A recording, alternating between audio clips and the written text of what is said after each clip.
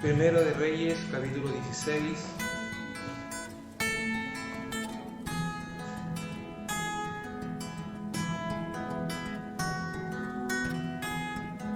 Versículo 29.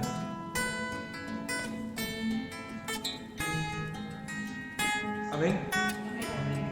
Hayan encontrado bajo la lectura la palabra del Señor, en el nombre del Padre, Hijo y Espíritu Santo. Amén. Comenzó a reinar Acab, hijo de Omri, sobre Israel el año 38 de Asa, rey de Judá.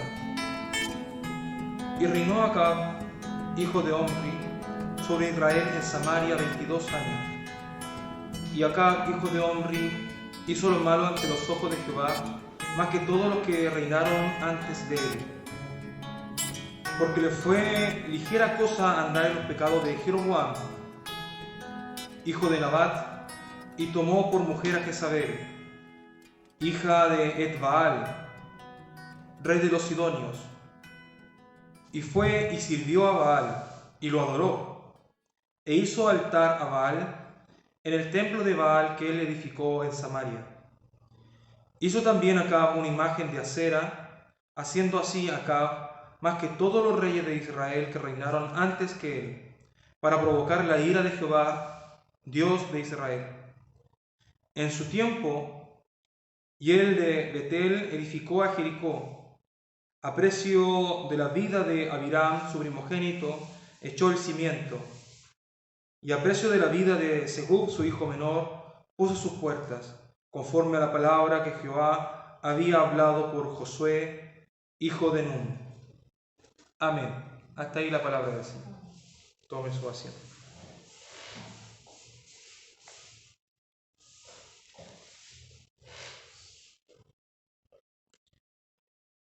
Podemos ver, hermanos, que la palabra del Señor aquí habla sobre dos reyes, como siempre lo hablamos, pero algunos dicen, es que siempre dice lo mismo.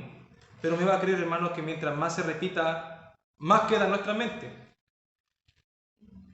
Aquí acontece de que hay un reino dividido, ¿cierto? Habla sobre el rey de Israel y un rey de Judá.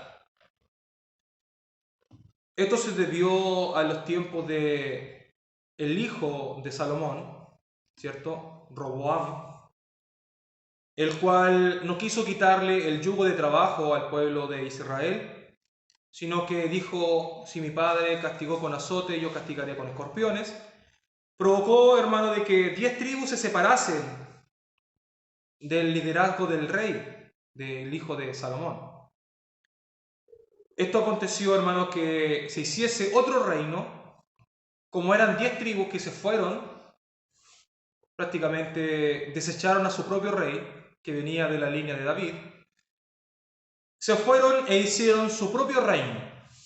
Como eran mayoría, fueron ellos llamados el reino de Israel. Como el reino que venía de David, Salomón, Roboam, perdió gran parte de sus ciudades, quedó solamente como el rey de Judá. Y en Judá justamente era donde se había hecho el templo. Antiguamente el tabernáculo era transportado, ¿cierto? Se movía de lugar en lugar, no tenía un lugar fijo, se movía para cualquier parte, pero aconteció de que en los tiempos de Salomón se construyó un templo en el cual el arca del pacto quedó fija. Ya no se pudo transportar más, por lo tanto se daba por entendido de que la gloria de Dios ya quedaba en esa ciudad, y era en esa ciudad donde se tenía que adorar, en ninguna otra más. Y acontece, hermanos, que el problema empezó a ocurrir en el reino de Israel. En el reino de Israel ya generó un quiebre religioso, dado de que como ley el Israel, ¿cierto?, había recibido por Moisés, diciendo de que en donde estuviese el tabernáculo, ¿cierto?, el arca del pacto, allí se tenía que hacer los sacrificios, los holocaustos, para expiación de pecado. Y como Israel se fue enojado con Judá, y justamente Judá estaba tenía en posición el templo, la construcción del templo, era allí donde estaba la gloria de Dios. Israel dijo, a ver, si es que nosotros vamos allá, tal vez puede provocar una reconciliación y nosotros no queremos nada de esto.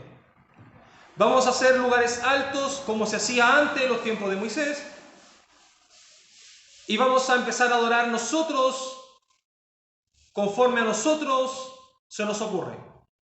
Jeroboam levantó a sacerdotes que no eran de la línea sanguínea levita.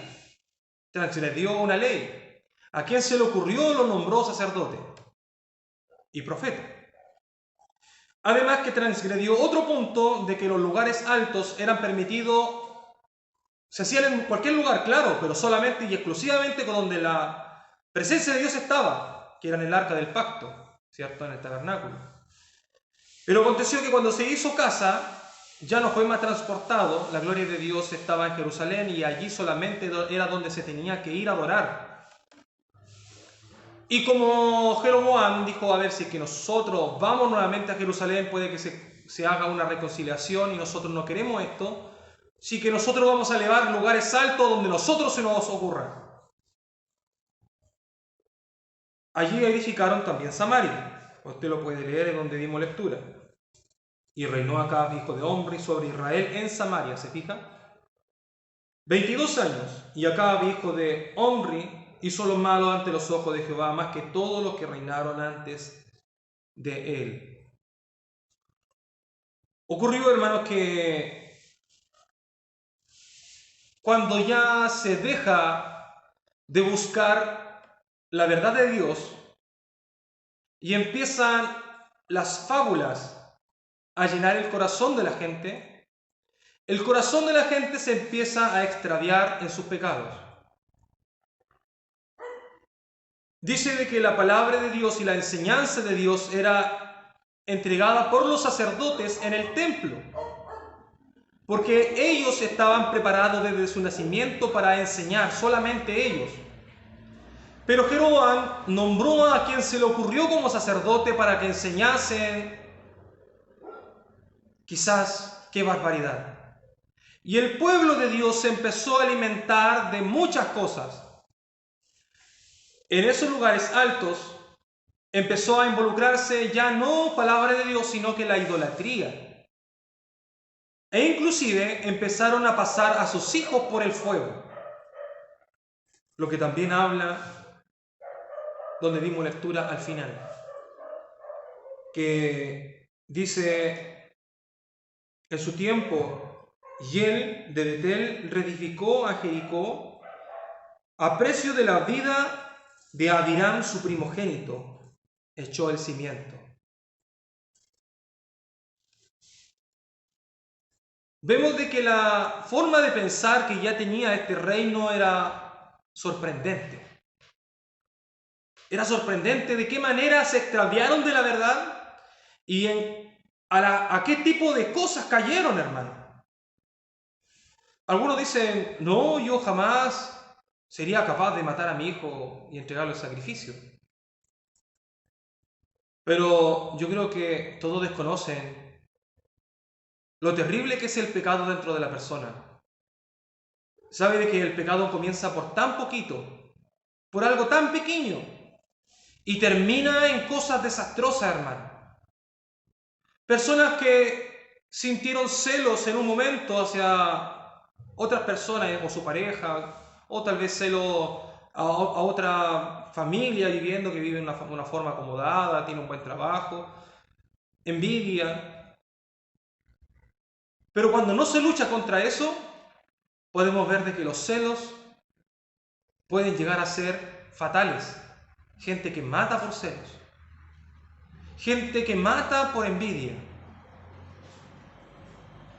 Cuando no se controla algo tan pequeño, el final puede ser desastroso. Imagínense de que cuando atacó la palabra de Dios, Satanás directamente, porque eso es lo que quiere Satanás, atacar la palabra de Dios directamente. Cuando vino donde la mujer y le dijo, ¿acaso Dios te dijo de que de ningún árbol puedes comer? La mujer dijo, no, eso no me dijo Dios. Me dijo solamente del árbol del bien y el mal no puedo comer. De todo lo demás sí. Descubrió la mentira. La mujer se dio cuenta. Pero Satanás ya no fue mentiroso, sino que ahora fue en contra de la palabra de Dios de una forma directa, y ya no de una forma encubierta, sino que fue de una forma directa. Así que Dios dijo de que morirás, de cierto no morirás. Ataca a la palabra de Dios de una forma directa. Y vemos de que eso pequeño que quedó en el corazón de esta mujer provocó un gran desastre en la sociedad hasta el día de hoy. La gente dirá, ¿y por qué si Dios es tan bueno? ¿Por qué permite que mueran niños acribillados? ¿Por qué permite de que hay países que están muriendo de hambre? ¿Por qué Dios permite las matanzas, los asesinatos, las violaciones? ¿Por qué Dios lo permite? No es que Dios haya permitido esto, en cierto punto, sino que son, sinceramente, son las consecuencias del hombre, de su mala decisión. Nosotros no somos robots programados por Dios. Nosotros tenemos voluntad. Si yo quiero, puedo tomar esta campana y dejarla caer en el suelo. Si yo quiero, en medio de esta predicación, puedo sacar este micrófono y golpearlo en el suelo y destruirlo. Eso es lo que el apóstol Pablo enseña y dice, todo te es lícito, tú puedes hacer todo lo que tú quieras, puedes hacer todo. Pero no todo te conviene. Y dice, no me dejaré llevar por ninguna de ellas. Porque hay consecuencias, el hombre tiene voluntad, el hombre es capaz de decidir las cosas que quiere. Hay algunos que dicen, pero Dios tiene la culpa, ¿por qué lo permite? No es que Dios lo permita, sino que es el hombre que lo quiere hacer. Dios, al contrario, da su palabra y dice, no lo hagas. Da su orden, tiene su ley, no lo hagas. Pero el hombre obstinado lo hace igual. Está escrito en su palabra, no matarás. ¿Pero por qué el hombre lo hace igual? ¿Porque es culpa de Dios o culpa del hombre? Es culpa del hombre. Pero la gente hace el mal y después culpa a Dios, Señor, ¿pero por qué tú me dejaste hacerlo?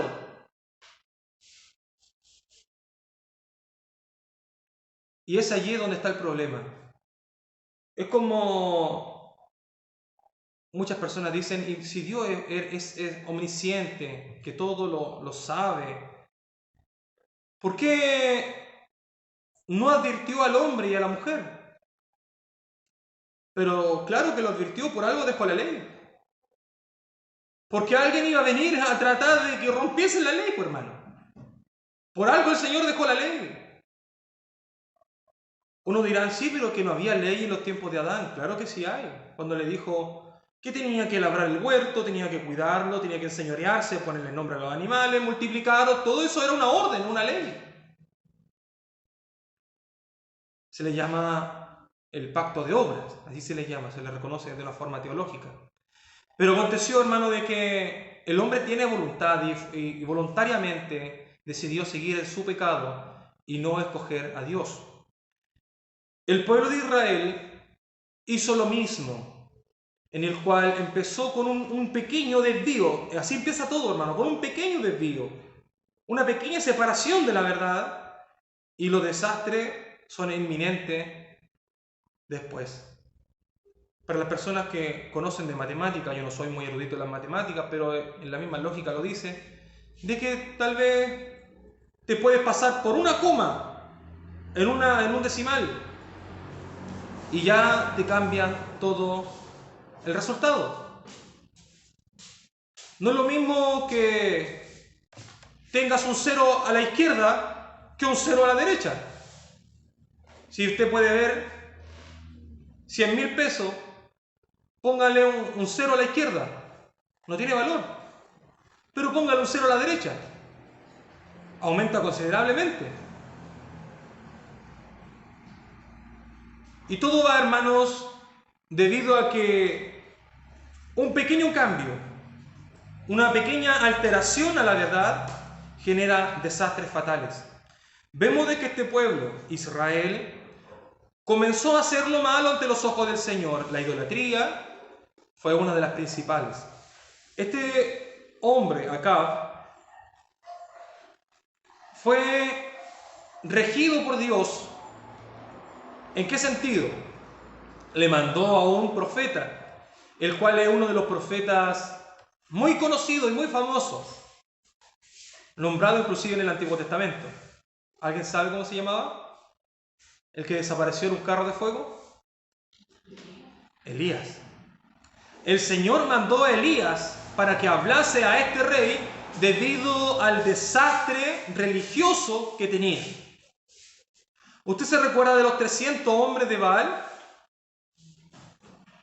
Estos hombres de Baal, hermanos, no eran gente extranjera, eran israelitas, sangre israelita, pero que lamentablemente cayeron en la idolatría y daban su vida por dioses ajenos. Y el Señor le dijo: ¿hasta cuándo van a dudar y van a estar entre dos pensamientos? El Señor uno es, no hay más. Eso le dijo a Elías. Pero Israel, hermano, ya había entrado en un problema de idolatría. Ya había empezado a hacer lo malo ante los ojos del Señor. Tenían su centro de adoración, el cual ya no era permitido en Israel. No debiese de haber lugares de adoración. Solamente la ley decía de que donde estaba el arca del pacto, allí se tiene que adorar. Y usted lo puede ver con la mujer samaritana y nuestro Señor Jesucristo. La mujer samaritana le dijo a nuestro Señor, le dijo: ustedes dicen que solo en el templo se tiene que adorar. ¿Se recuerda? Por esto mismo. Porque esta mujer era samaritana. Ella venía de esta línea, de Israel, del reino dividido. Ella tenía lugares altos donde podía entregar su adoración a Dios, pero la ley decía que solamente en el templo. Y por esto que judíos y samaritanos no se podían ver, porque decía, un judío era ortodoxo en el sentido de que ellos cumplían la ordenanza de la ley, pero el samaritano, una que había sido mestizo, se había involucrado con gente extranjera, y además habían caído en un sinfín de pecado idolátrico. Por eso que no se podían ver, por eso que se odiaban. Pero acontece, hermanos, que el Señor prepara a Elías para que la verdad de la palabra del Señor comenzase a pregonar. Mire, muy malo puede ser una ciudad, pero la misericordia de Dios usted la ve aquí. De lo contrario, no hubiese mandado a su profeta a que este pueblo se reformase, sino que simplemente lo hubiera mandado a una destrucción y se acabó. Pero, ¿cuál es la intención de que el Señor mandó a su profeta? A Elías, para que el pueblo se arrepintiese. Aquí hay misericordia, ¿o no? Misericordia. Lo peor que podemos hacer es separar y decir tiempo de ley, tiempo de gracia. Todo el tiempo bíblico es tiempo de la gracia, misericordia. Y todo el mismo tiempo de la Escritura es el tiempo de la ley. La palabra de Dios no deja de ser. No podemos separar la ley y la gracia. Son todos de la mano, van juntos a lo largo de toda la Escritura. Inclusive hasta el día de hoy. Porque podemos matar, se puede robar, se puede adulterar, se puede fornicar, se puede maldecir. Y eso es lo que era la ley, hermano. No se puede hacer, y eso la ley de Dios sigue hasta el día de hoy. No es que la ley se haya estancado, la ley sigue. Y ahí hay que saber diferenciar entre la ley moral y la ley sacrificial del sacramento. Lo que Dios detuvo fue la ley de la ceremonia. Eso es lo que el Señor detuvo. Cristo murió una sola vez y para siempre. Cuando alguien cometía pecado, iba al tabernáculo, derramaba sangre de un animal y allí sus pecados eran cubiertos. Pero Cristo murió una sola vez y para siempre. Eso quiere decir de que ya no necesitábamos más sacrificios. Porque Cristo murió una sola vez y por todos nuestros pecados. Por todos. No por algunos, no por dos o tres. Por todos. Y cuando tú crees esto, imagínate que nos da una seguridad en la salvación, es tremendo. Nos da una seguridad de que Dios murió por todos nuestros pecados. Pero la diferencia la hace aquel que viene a Cristo en arrepentimiento y fe. El arrepentido y convertido es el que hace la diferencia de un salvado. Aquel que reforma su vida cada día y busca la forma de que ese pecado no se adueñe de uno, sino que busca la forma de agradar a Dios. Es el que se demuestra el que es un verdadero salvado. El que no tiene una continuidad, el que no practica el pecado. Aquel que le da lo mismo y dice, sí, Dios murió por todos mis pecados, pero sigo haciendo lo que a mí me gusta. Yo lo dudaría.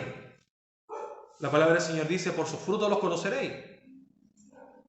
Tal vez su boca dice que es un salvado, pero sus actos demuestran otra cosa.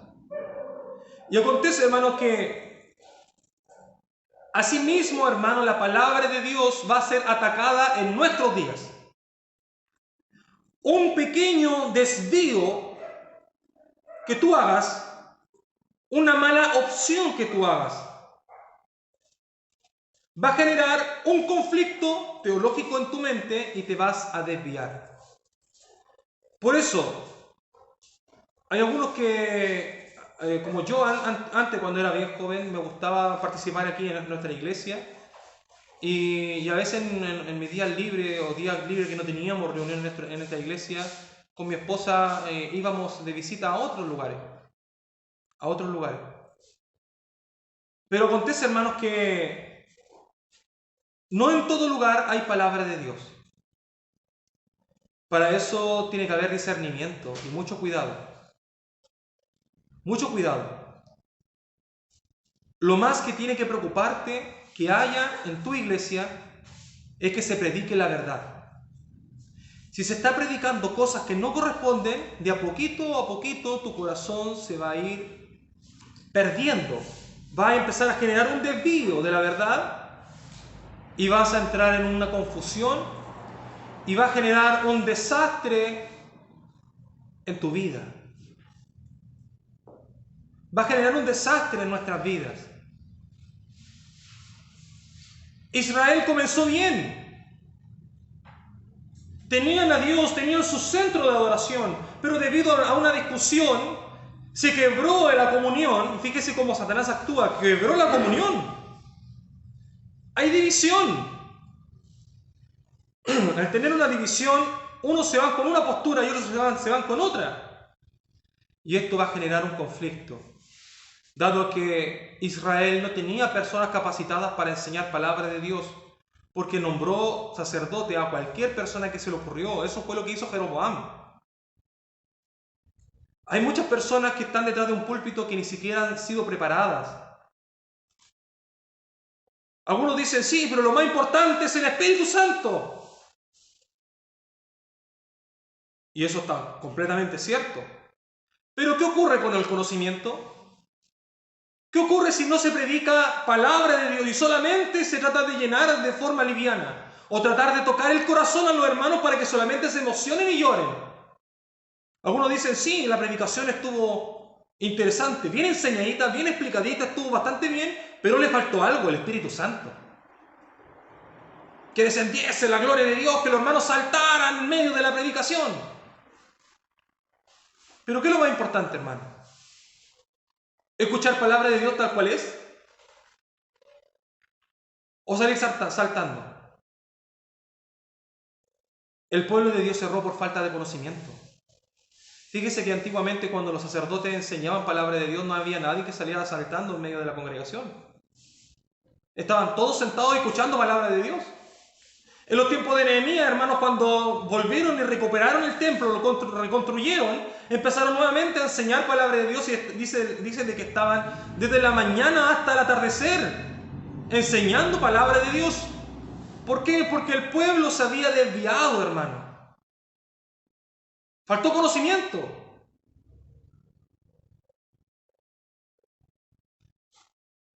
Pero a veces, hermanos, no estamos tan abrazados del emocionalismo Ah, sí, la palabra de Dios estuvo bastante enseñadita, estuvo bien bonita. Pero faltó algo, faltó la lengua, faltó los saltos, faltó la danza, faltaba...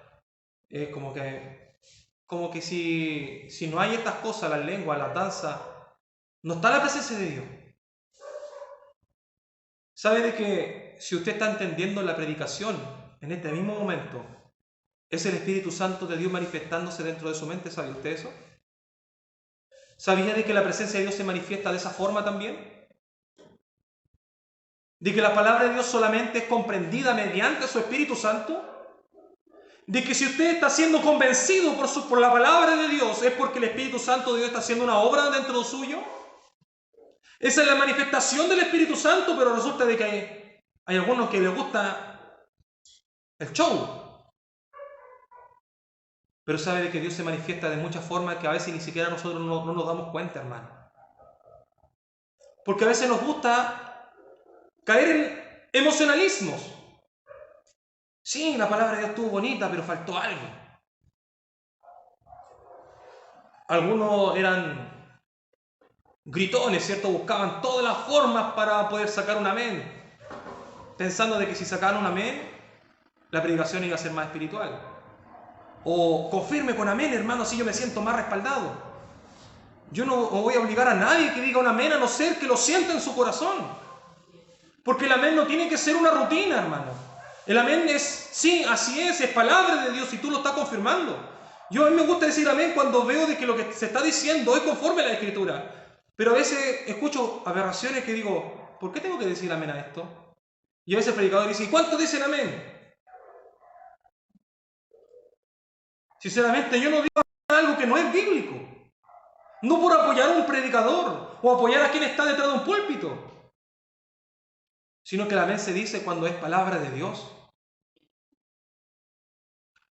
Y a veces, hermano, nos gusta llorar, nos gusta venir a la iglesia a llorar, a tener, no sé, cosas, experiencias, pero sabe de que dice la palabra del Señor, acércate más para saltar, para gritar, para danzar, para oír. Y si el Señor te hace hablar en lengua, maravilloso. Edifica a la iglesia. Mientras tanto que tenga el don de lengua y la traducción para que pueda edificar la iglesia. De lo contrario se edifica a sí mismo, ¿no? Pero lo que Dios quiere es que edifiquemos la iglesia.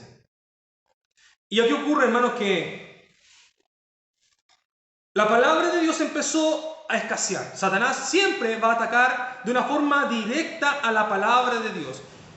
Cuando hizo un quiebre con el reino dividido, provocó de que ya la gente no fuese a buscar palabra de Dios, a la enseñanza de la palabra de Dios, a Jerusalén. ¿Y qué pasó? Mediante falsos maestros que puso Jeroboam, el pueblo de Dios empezó a caer en pecados idolátricos y un sinfín de aberraciones porque no tenía palabra de Dios.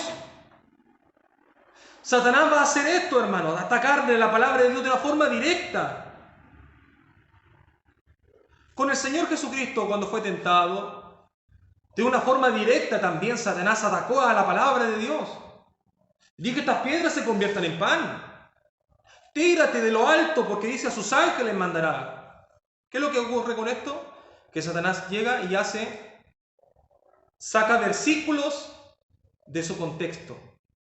¿Sabe lo que estaba incitando Satanás a nuestro Señor Jesucristo? Que tentase al Padre. Es como decir yo, a ver, Señor, quiero verte de una forma visible, de lo contrario en este mismo momento me voy a cortar las venas. ¿Qué es lo que estoy haciendo? Eso se llama tentar a Dios. Provocar a que Dios haga algo milagroso, se manifieste. De lo contrario, yo voy a hacer algo. Eso es lo que le dijo Satanás a nuestro Señor Jesucristo. Tírate de lo alto. Porque está escrito a sus ángeles mandará. Está provocando de que Dios mande a sus ángeles para salvarle la vida a su hijo. De lo contrario sería un homicidio o suicidio. Y la respuesta de nuestro Señor Jesucristo, ¿qué es lo que le dijo? No tentarás al Señor tu Dios. Eso se le llama tentar a Dios. Algunos dicen, no, es que Jesucristo, él decía, Satanás, tú a mí no me puedes tentar. No tentarás al Señor tu Dios. No, no se refirió a eso. Se refirió a de que si él se tirase de un pináculo alto, él iba a provocar de que el Padre se manifestase con un milagro, ¿cierto? Eso era tentar a Dios. Como el mismo ejemplo que le di en delante sobre cortarme las venas. Manifiéstate, Señor, de lo contrario me corto, me mato. Eso es tentar a Dios. Y muchas veces nosotros cometemos este pecado, hermano, tentamos a Dios. Estamos en una pandemia, me da lo mismo, me da exactamente igual. Total, yo conozco un Dios poderoso. No sé si has escuchado a algunos cristianos de esta manera que hablan así. Yo conozco un Dios de poder. Total, esta pandemia no me va a hacer nada. Hermano, yo conozco un Dios de poder y estuve en la UCI una semana. No porque Dios, hermano, no sea poderoso. Es poderoso. Pero también son nuestras formas de comportarnos o son nuestras formas de exponernos las que nos provocan consecuencias. Nosotros tenemos una libertad de escoger, hermano. Nosotros no somos robots programados que siempre vamos a hacer lo que Dios quiere. Tú tienes que escoger lo que Dios quiere. El Señor pone sentimientos en ti, pone un corazón blando, cosa que a ti, la palabra del Señor, te provoca un amor. Antes la palabra del Señor nos provocaba un rechazo. Cuando escuchábamos la verdad de Dios nos dolía. Cuando escuchábamos a veces un mensaje muy directo nos dolía. Pero cuando el Señor empezó a hacer la obra en nuestros corazones, ya fue distinto. Como dijo el salmista, oh Señor, cuánto amo yo tu ley. Fíjese el cambio. Ya no es un pesar escuchar la palabra de Dios, sino que ahora es un amor.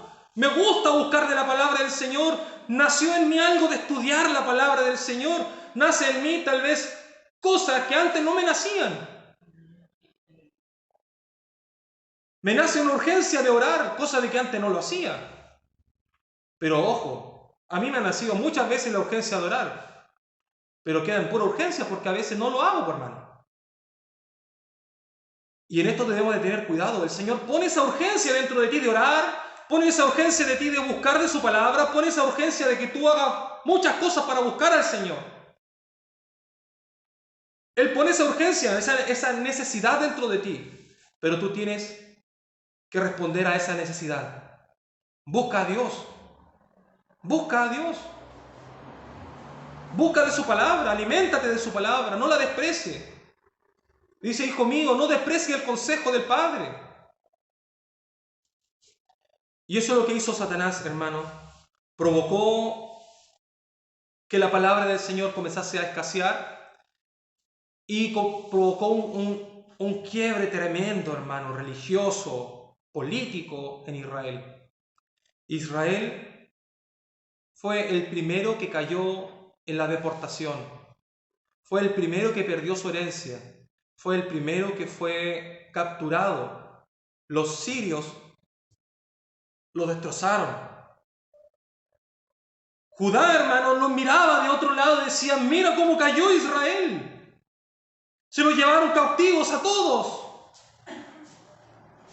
Y sabe que la palabra del Señor mediante profetas, como Jeremías, Elías, hermano, estaba con Israel. Jeremías, hermano, estaba con Judá. Jeremías llevaba la palabra de Dios, y que si no hacían o cumplían la palabra de Dios, iban a ser destruidos como su hermana Israel. Pero Judá no hizo lo que Dios le mandaba. Azotó a todo aquel que tratase de entregar palabras de Dios. Hermano, y en esto tenemos que tener conciencia de que si el Señor a ti te levantó para edificar la iglesia, y a mí también, vamos a recibir rechazo. No tan solo rechazo de la gente de afuera, hermano. A veces vamos a ser rechazados también por hermanos que no son convertidos y están dentro de la iglesia. Pero ojo que Jeremías trató de no entregar más palabras de Dios porque decía, estoy cansado de que me rechacen, estoy cansado de esto, cansado del otro, no voy a predicar más. ¿Y qué es lo que hizo nuestro Señor? con Jeremías? Lo mandó a predicar igual de nuevo. Jeremías dijo: Señor, más fuerte eres tú que yo. No desistamos, hermano. Tenemos que edificar, tenemos que entregar palabra. Hermano, por esto se desvían gran parte de las iglesias, porque ya no hay palabra de Dios. Predicadores, hermanos, que ya no quieren entregar palabra de Dios porque reciben el descrédito de la gente, son rechazados, son mirados en menos. ¿Te crees tú acaso mejor que yo? A veces, hermanos, sale hasta nuestro pasado a flote. ¿Y qué me venía a decir tú algo si cuando tú tenías tantos años hiciste esto, aquí, allá, te la venía a dar de santo? ¿Sabes de que así es Satanás, hermano? Y el mundo te condena. Pero yo creo en un Dios que perdona. Y si Dios me perdonó, hermano, Satanás mucho puede decir los pecados que yo hice antes. Y no los voy a negar, yo los voy a reconocer. Todos los pecados que el mundo me va a decir: tú hiciste esto y esto y esto y esto y esto otro. Los cuales no debemos de negarlo. Eso es verdad. Pero ¿sabes qué? Cristo murió por mí, pagó mi culpa, fui en arrepentimiento hacia el Señor, pedí perdón y hoy día soy alguien distinto, ya no practico aquello. Pero Satanás, ¿qué es lo que hace? Trata de sacar todos tus pecados. ¿Y quién eres tú? ¿Qué es lo que hiciste antes cuando hiciste esto y aquí y allá? ¿Con qué autoridad? De hecho, algunos dicen: ¿y con qué autoridad tú me vienes a corregir si cuando tú fuiste joven hiciste todo lo que quisiste y ahora que eres adulto me vienes a corregir? Yo le diría: con mayor razón, porque ahora tengo experiencia de las pruebas y los sucesos que se tiene que vivir en el mundo y los dolores que se pasan. Por eso mismo ahora predico de que no se tiene que hacer eso. Tenemos conciencia. Pero ¿qué es lo que trata la gente? Trata la gente de que no predique de su palabra, de que ya no es necesario. ¿Con qué autoridad si tú hiciste tantas cosas cuando eras joven? Entonces, ¿con qué autoridad tú me vienes a decir de que no debo drogarme? ¿Con qué autoridad tú debes decir que no debo de caer en los vicios si tú en tu juventud hiciste lo que quisiste? ¿Pero correspondería entonces que nos quedásemos callados y que dejemos a nuestros hijos que hagan lo que quieran? No. Si que alguno de nosotros practicó aquellas cosas, con mayor autoridad tú puedes enseñar de que esa vida no es buena, de que se pasa mal. Pero hay gente, hermanos, que trata de desestimar el consejo. ¿Por qué? Porque tratan de enfocarse en tu vida. ¿Y tú? ¿Qué es lo que hiciste? ¿Viviste una vida inmoral tantos años y ahora vienes a enseñarle a tu hijo de que sean castos y puros y respetuosos?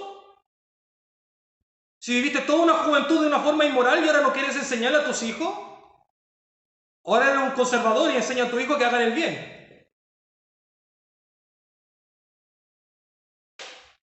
¿Y qué podemos hacer entonces? El mundo trata de que, mediante analogías, tratemos de no enseñar a nuestros hijos o a la gente, porque nosotros alguna vez antes practicábamos tales cosas. Pero ¿sabes qué? Con mayor razón tenemos que predicar el Evangelio.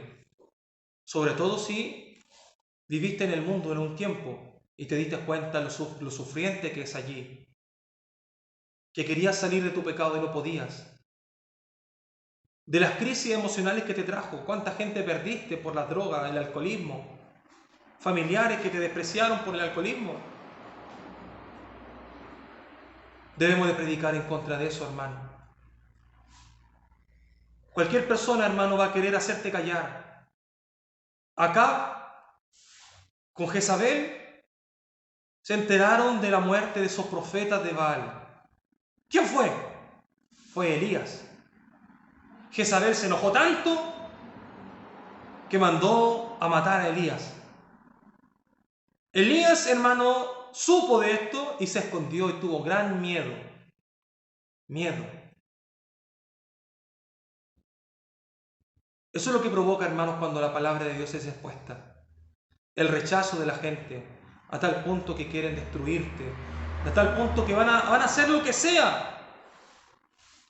Pero seamos valientes. Elías, hermanos, se dio cuenta de que había cometido un grave pecado.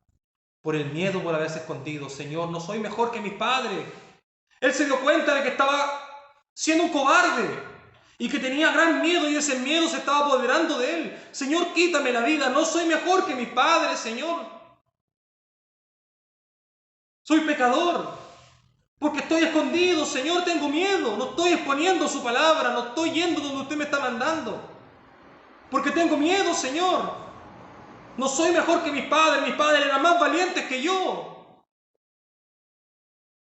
Si es verdad, Señor, tú me llamaste como profeta para entregar tu palabra. Y no lo estoy haciendo, Señor, soy un cobarde.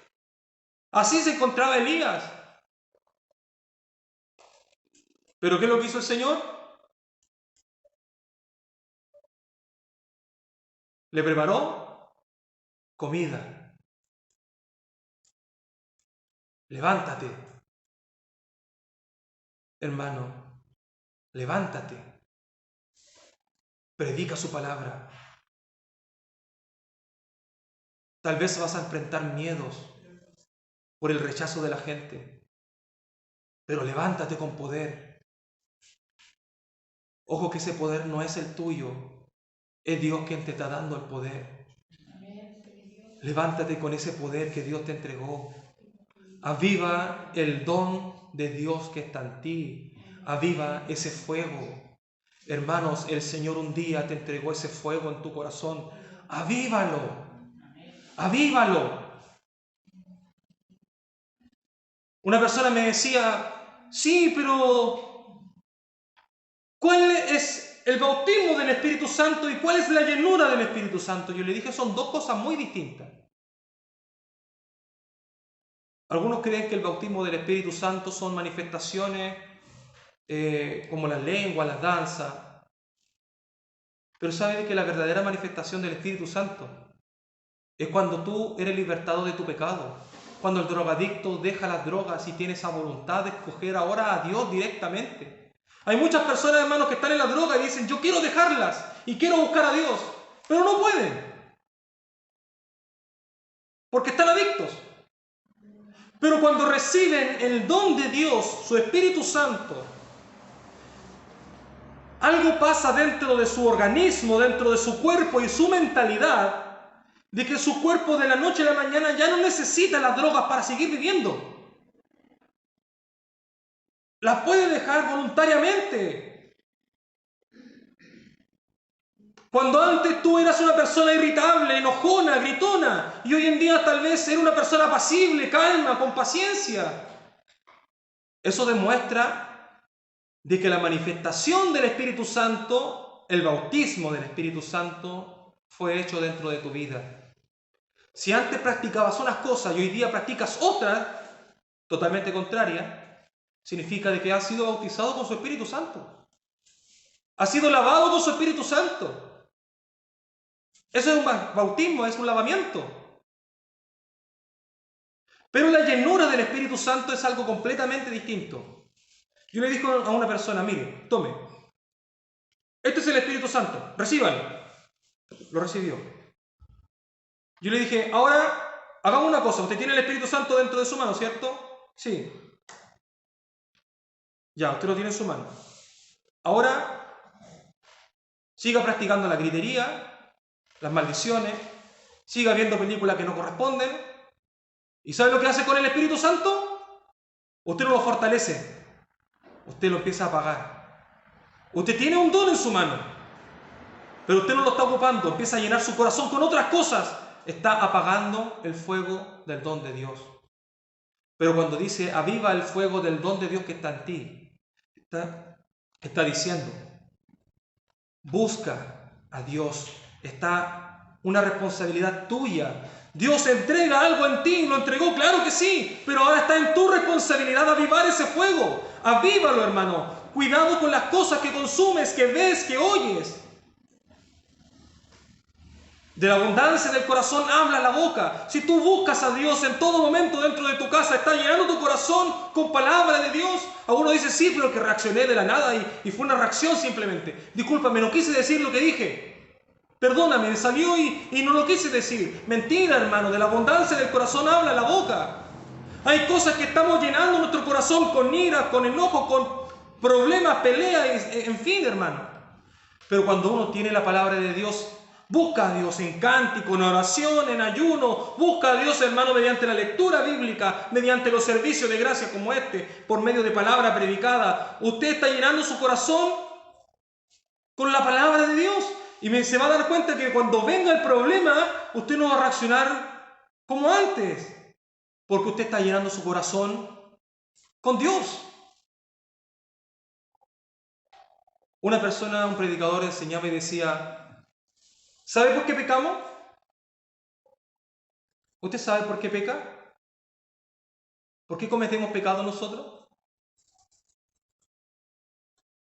Nosotros cometemos pecados porque lo que más está predominando dentro de nuestro corazón es el pecado. El apóstol Pablo dice: haced morir las obras de la carne. Habla de llevarlas en cautiverio. ¿Sabe lo que se llama en cautiverio? Esclavizarlo, amarrarlo, atarlo. Y cuando habla de no proveáis para la carne, es lo mismo de que la comida, ¿cierto? Es la comida. Alimentarnos con enojo, con rabia, con películas que no corresponden, teleseries que no corresponden, con hartas cosas, hermanos, que no corresponden, que empezamos a llenar nuestro corazón. La palabra del Señor dice: no proveáis para la carne. Por eso que reaccionamos mal, porque estamos proveyendo para nuestra carne. No estamos proviendo, hermano, para el Espíritu. No estamos llenándonos del Espíritu, estamos llenando solamente nuestra carne. Y cuando cometemos pecado es porque lo que más predominó dentro de nuestro corazón ha sido pecado. Es lo único que hemos hecho en nuestra casa, es llenar nuestro corazón con pecado. Si tú buscas a Dios, ya estás quitándole a tu carne la probidad, la estás matando de hambre. Eso es lo que quiere decir: no proveáis para la carne, mátala de hambre. No la alimentes con cosas que no corresponden, porque así va a reaccionar tu carne. Si tú la alimentas cada día, así se va a ir fortaleciendo, va a ir engordando. Pero dice: no proveáis. Eso quiere decir de que si no abastecemos a nuestra carne, la empezamos a quitarle todo lo que le gusta, ¿cierto? Todo lo que nos gusta ver. Te vas a dar cuenta de que las reacciones van a ser distintas.